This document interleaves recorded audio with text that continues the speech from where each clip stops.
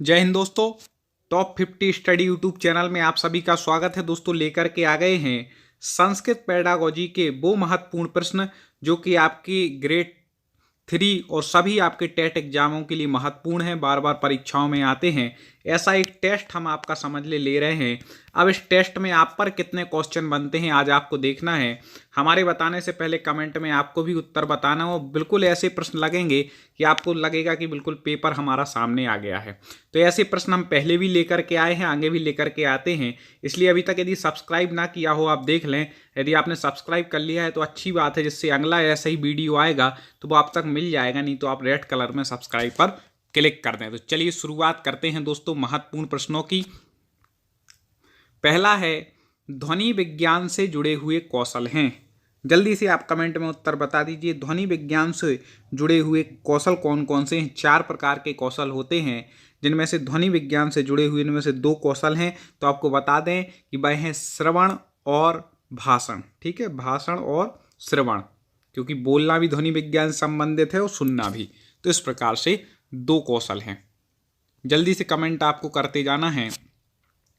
लिपि विज्ञान से जुड़े हुए कौशल हैं। अब ध्वनि विज्ञान से तो आपने बता दिया, तो बाकी जो 2 बचे हैं वो किससे जुड़े हुए हो जाएंगे? लिपि विज्ञान से। आपको कमेंट में 1 2 3 4 या ABCD नंबर लिखते जाए, मैं समझ जाऊंगा कि कितने मित्र अच्छे से उत्तर दे रहे हैं। कुछ सरल प्रश्न हैं, कुछ कठिन हैं।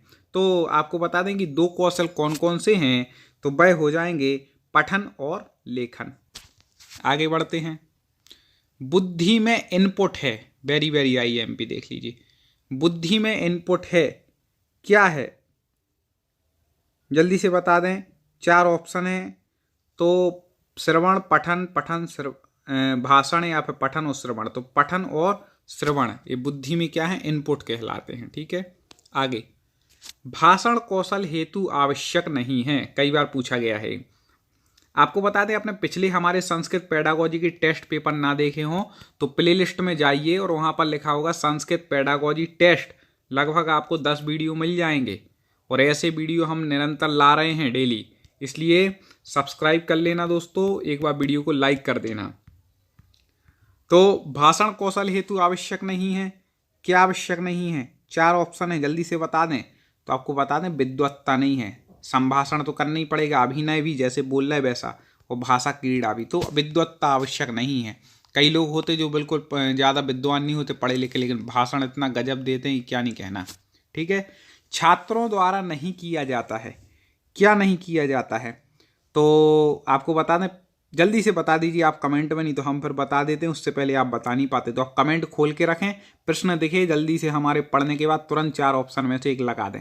तो आपको बता दें कि अनुकरण वाचन तो छात्रों ही के द्वारा होता है, मौन वाचन भी होता है और संवेद वाचन। संवेद मतलब एक साथ जो पढ़ते हैं। ठीक है। हाँ, आदर्श वाचन नहीं होता। आदर्श वाचन शिक्षक करता है, याद रखिएगा। आदर्श वाचन शिक्षक करता है, बाकी 3 वाचन छात्रों के द्वारा होते हैं। अगला है, मोहन वाचन कितने प्रकार का है? जल्दी से बता दें कमेंट में कि मोहन वाचन कितने प्रकार का है। 4 ऑप्शन यहाँ पर आपको दिए गए हैं। तो आपको बता दें कि मोहन वाचन जो है वह 3 प्रकार का है। कितने प्रकार का है? 3 प्रकार का। किसी मित्र को यदि पता हो कौन कौन से वो 3 प्रकार हैं तो दोस्तों कमेंट में बता दीजिए, नहीं तो अगले वीडियो में हम आपको बताएंगे। अब ये देखते हैं कमेंट में कौन कौन सही बताता है कि मोहन वाचन 3 कौन से प्रकार के हैं। भाषा कौशल के 4 सोपानों का क्रम, ये तो आपको आना ही चाहिए। ये नहीं आता है तो फिर आप कैसे पेडागोजी पढ़ पाएंगे? ठीक है। तो जो 4 सोपान हैं, सबसे पहले भाषा कौशल में सुनता है बालक। ठीक है, तो श्रवण हो जाएगा। फिर इसके बाद बोलता है तो भाषण हो जाएगा। फिर पढ़ता है और फिर लिखता है, तो 3 नंबर सही हो जाएगा। याद रखिएगा, श्रवण, भाषण, पठन और लेखन। ठीक है, सुनना, बोलना, पढ़ना, लिखना, याद रखिए, ऐसे याद रख लीजिए। अगला देखें, मौखिक अभिव्यक्ति किस कौशल का उद्देश्य है? ऐसा कौन सा कौशल है इसका उद्देश्य मौखिक अभिव्यक्ति है? जल्दी से बता दें। तो मौखिक अभिव्यक्ति किस में होगी? वह होगी भाषण कौशल में। इसमें से देखना आप 1 2 क्वेश्चन आने की उम्मीद है इन प्रश्नों में से। पठन कौशल के विकास के लिए श्रेष्ठ पद्धति कौन सी है? पठन कौशल का विकास करना है तो श्रेष्ठ पद्धति कौन सी होगी? जल्दी से बता दीजिए। अब ये देखते हैं कौन पहले बताता है उत्तर सही। तो आपको बता दें, वह पद्धति जो होगी वह होगी पद पद्धति। ठीक है, पद जो बनते हैं ना, पद, उन्हीं को पढ़ते हैं, याद रखिएगा। इस कौशल में वर्तनी को ज़्यादा महत्व दिया जाता है। 4 कौशल हैं, इनमें से किस कौशल में वर्तनी को ज़्यादा महत्व दिया जाता है? कौशल पढ़ रहे, याद रखिएगा, 2 से 3 नंबर आपके पक्के होने वाले हैं, लेकिन आपको कितना ज्ञान है वो आपको देखना है। तो वर्तनी को ज़्यादा महत्व किस में दिया जाता है? लेखन कौशल में। लाइक कर देना दोस्तों, अभी तक लाइक ना किया हो तो। स्वजन स्वजनो माम भूत किस कौशल के प्रसंग में कहा गया? IMP है ये। स्वजन स्वजनो माम भूत, ये किस कौशल के उसमें कहा गया है? तो आपको बता दें कि वह कहा गया है भाषण कौशल। ठीक है। अगला, श्रुत्वा अर्थ ग्रहणम किस कौशल का उद्देश्य है? ये भी IMP है। श्रुत्वा अर्थ ग्रहणम किस कौशल का उद्देश्य है? मतलब श्रुत्वा मतलब सुन करके अर्थ का ग्रहण करना, कौन से कौशल का हो जाएगा? जल्दी से बता दें आपको। तो सुन करके अर्थ जो ग्रहण करते हैं वह श्रवण कौशल में करते हैं। 1 नंबर ठीक हो जाएगा। अगला, अक्षर कौशल की सबसे प्राचीन विधि है। ठीक है, सॉरी, पठन कौशल की सबसे प्राचीन विधि है कौन सी? अक्षरबोध विधि, पद पद्धति, वाक्य कथा पद्धति। तो जल्दी से बता दें। तो पठन कौशल की सबसे जो प्राचीन विधि है, याद रखिएगा, वह अक्षरबोध विधि है। ठीक है, हमारे मुंह से उत्तर ही निकल गया था देखते ही साथ। चलिए, लेखन कौशल की विधि नहीं है, जल्दी से बताएं। 4 ऑप्शन, 1 2 3 4, क्या होगा भाई? कौन बताता है पहले? लेखन कौशल की कौन सी विधि नहीं है? तो आपको बता दें कि लेखन कौशल की जो विधि नहीं है, पद पद्धति विधि नहीं है। ठीक है, ये लेखन कौशल की विधि नहीं है।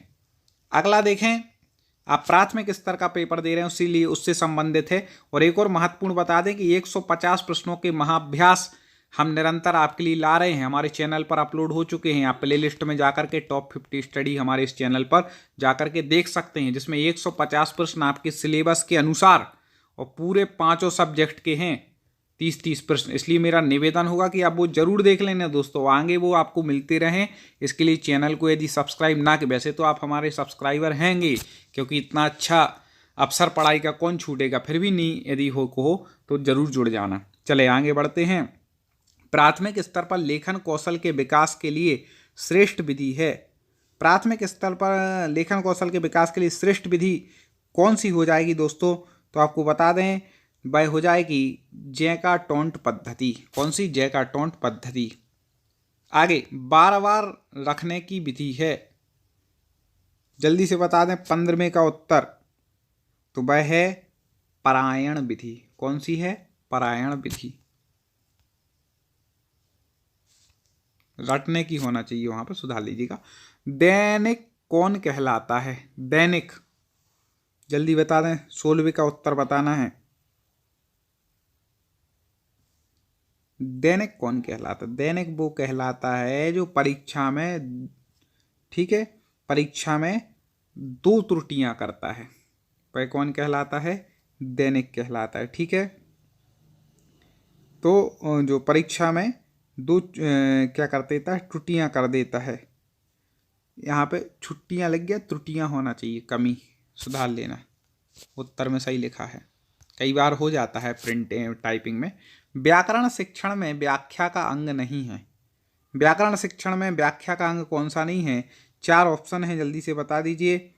व्याकरण शिक्षण में व्याख्या का अंग, तो व्याकरण शिक्षण व्याख्या अंग परिचर्चा नहीं है। ठीक है, परिचर्चा नहीं है।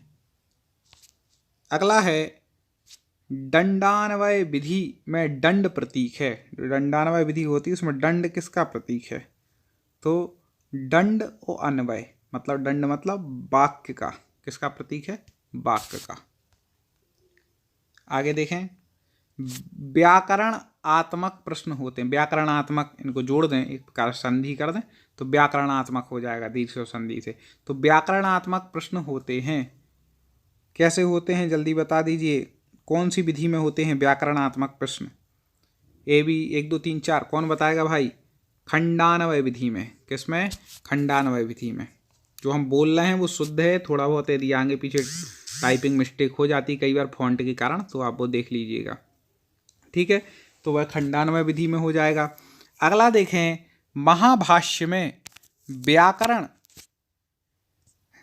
शिक्षण की किस विधि का प्रयोग किया गया है? 4 विधियां हैं। महाभाष्य में किस विधि का प्रयोग किया गया है? तो महाभाष्य इतना बड़ा ग्रंथ है तो कौन सी विधि का प्रयोग करेंगे? तो आपको बता दें कि महाभाष्य में व्याख्या विधि का प्रयोग किया गया है। ठीक है, व्याख्या विधि ग्रंथ है तो बड़ी अच्छी व्याख्या की गई है। ठीक है, आगे देखें, व्याकरण शिक्षण की श्रेष्ठ विधि, very very very very IMP है। व्याकरण शिक्षण की श्रेष्ठ विधि कौन सी है? तो व्याकरण शिक्षण की सबसे अच्छी विधि मानी जाती है आगमन निगमन विधि। इसके बारे में हमने विस्तार से आपको पढ़ाया भी है, तो आप प्लेलिस्ट में जाके वो क्लास देख लीजिएगा। आगे देखें, श्री रामकृष्ण गोपाल भंडारकर इस विधि के प्रवर्तक हैं। ठीक है, श्री रामकृष्ण गोपाल भंडारकर ने 4 में से कौन सी विधि के प्रतिपादक माने जाते हैं? जल्दी से बता दीजिए। तो आपको बता दें कि वह माने जाते हैं, 4 में से सही उत्तर हो जाएगा व्याकरण अनुवाद विधि के। किसके माने जाते हैं? व्याकरण अनुवाद विधि के। आगे देख लेते हैं, काठिन्य निवारण सुकराती विधि है। ठीक है, तो जल्दी से बता दीजिए, 4 ऑप्शन हैं, कौन बताता है पहले? तो आपको बता दें कि काठिन्य निवारण की जो सुकराती विधि है सुकरात जी के द्वारा, वह है 4 ऑप्शन में से आपको बता दें प्रश्नोत्तर विधि या संवाद विधि। इससे क्या कठिनता का क्या हो जाता है? निवारण। प्रश्न करते हैं तो अपनी जो कठिन समस्या उनका निवारण होता है अब संवाद करने से। गद्य शिक्षण में पहले पाठ होता है, सबसे पहले कैसा पाठ होता है? तो गद्य शिक्षण में सबसे पहले डायरेक्ट छात्र तो पढ़ने नहीं लगेंगे, पहले कौन पढ़ेंगे? शिक्षक पढ़ते हैं, फिर छात्र उसको दोहराते हैं। तो जो शिक्षक पाठ करते हैं उसको कहते हैं आदर्श वाचन। तो गद्य शिक्षण में सबसे पहले पाठ कौन सा होता है? आदर्श वाचन होता है, याद रखिएगा। फिर आगे देखते हैं, काव्य शिक्षण में रस की अनुभूति किस स्थान पर होती है? काव्य जब शिक्षण किया जाता है तो रस की अनुभूति किस स्थान पर होगी? आपको कब लगेगा कि हाँ ये रस है, मतलब उसकी अनुभूति होने लगेगी? तो काव्य शिक्षण में रस की अनुभूति होती है, याद रखिएगा, सस्वर वाचन में। किसमें? सस्वर वाचन में। आगे, ग्रहण विभक्ति उद्देश्य है, 25वें का उत्तर बताना है। जल्दी से बता दीजिए दोस्तों कमेंट में। मेरा एक निवेदन, आगे शेयर जरूर करिएगा इस वीडियो को, जिससे और भी मित्र जुड़ सकें चैनल से। आपका अपना चैनल है, आप ज़्यादा से ज़्यादा लोगों को जरूर चैनल से जोड़िए, सब्सक्राइब कराइए, जिससे वो भी पढ़ सकें। तो आपको बता दें कि ग्रहण विभक्ति उद्देश्य किसका है? तो वह है गद्य शिक्षण का। ठीक है, अब आगे महत्वपूर्ण आ गया, निगमन विधि का सूत्र नहीं है। नहीं है पूछा है, याद रखिएगा, नहीं तो कई बार लोग देखते अरे नियम से उदाहरण की, वो लगाओ भाई आगे बढ़ गए। नहीं, पहले ये देख लो भाई क्या पूछा है। नहीं है पूछा है नहीं पूछा। तो निगमन विधि का जो सूत्र नहीं है तो वह जैसे नियम से उदाहरण की ओर, ये तो मूल सूत्र है। सामान्य से विशिष्ट की ओर ये भी है। ठीक है, प्रत्यक्ष से प्रमाण की ओर ये नहीं है निगमन विधि का। सूक्ष्म से स्थूल की ओर ये भी है। तो इसका कौन सा नहीं है? इसका उत्तर क्या हो जाएगा? प्रत्यक्ष से प्रमाण की ओर। ये निगमन विधि का सूत्र नहीं है। बाकी हैं कौन कौन से वो याद कर लो, नियम से उदाहरण की ओर, सामान्य से विशिष्ट की ओर और सूक्ष्म से स्थूल की ओर, ये हैं। ठीक है, बहुत अच्छे प्रश्न हैं और ऐसे बहुत सारे प्रश्न हमारे पास हैं। संस्कृत भाषा में भी हैं और हिंदी भाषा में। संस्कृत की पूरी पेडागोजी, ठीक है, संस्कृत भाषा के कई प्रश्न, लगभग 350 प्रश्न अपलोड हो चुके हैं ऐसे टेस्ट व्याख्या सहित, आप देख लीजिए। काठिन्य निवारण पर विशेष बल दिया जाता है, किस में दिया जाता है? काठिन्य निवारण पर विशेष बल। जल्दी से बता दें 26वें का उत्तर कौन बताएगा? तो आपको बता दें काठिन्य निवारण से विशेष बल गद्य शिक्षण में दिया जाता है। अगला, व्याकरण की पाठ योजना में महत्वपूर्ण सोपान है। क्या है? व्याकरण जब पढ़ाना है तो उसकी पाठ योजना में महत्वपूर्ण सोपान क्या हो जाएगा? जल्दी से बता दें कमेंट में। तो आपको बता दें महत्वपूर्ण सोपान है प्रस्तुतिकरण। क्या है? प्रस्तुतिकरण। कई मित्र बड़े अच्छे उत्तर देते हैं कमेंट में, उनकी पढ़ाई देख करके इतनी खुशी होती है कि चलो भाई इतने अच्छे लोग पढ़ रहे हैं, बहुत बढ़िया। ऐसे ही मैं चाहता हूँ सब कोई पढ़े और जितने भी पढ़ने वाले बच्चे हैं सबको एक अच्छे टीचर बने, एक अच्छी नौकरी निकले और अपने एग्जाम में अच्छे नंबर लाएं। ठीक है। पूर्व ज्ञान परीक्षण उद्देश्य है किसका? आईएमपी प्रश्न है ये। तो पूर्व ज्ञान परीक्षण उद्देश्य किस चीज का है? तो आपको बता दें कि इन 4 ऑप्शन में से हो जाएगा प्रस्तावना प्रश्नों का। किसका है? प्रस्तावना प्रश्नों का। दोस्तों लाइक ना किया हो अभी तक तो लाइक जरूर कर लीजिए, चैनल को सब्सक्राइब कर लीजिए, जिससे अगला जो वीडियो हमारा संस्कृत का आएगा वो आप तक मिले और पिछले वीडियो भी आप तक पहुंच जाएं। सब्सक्राइब करेंगे तो वो कहीं ना कहीं दिखते रहेंगे। यहाँ पर सीधे चैनल पर सिलेक्ट करें, प्लेलिस्ट में जाएं, संस्कृत पेडागोजी टेस्ट वाला वीडियो देख लें या टेट वर्ग 3 संस्कृत भाषा 1-2 इसके भी वीडियो देख लें, तो आपकी संस्कृत की पर्याप्त तैयारी हो जाएगी। फुल तैयारी 150 प्रश्नों की करनी है तो हमारे महाअभ्यास के जितने वीडियो अपलोड हो चुके हैं वो देख लें और सब्सक्राइब कर लेंगे तो आगे की वीडियो आपको मिलते रहेंगे। ढेर सारी शुभकामनाएं, आप सफलता प्राप्त करें। अगले वीडियो में पुनः मुलाकात होगी। जय हिंद।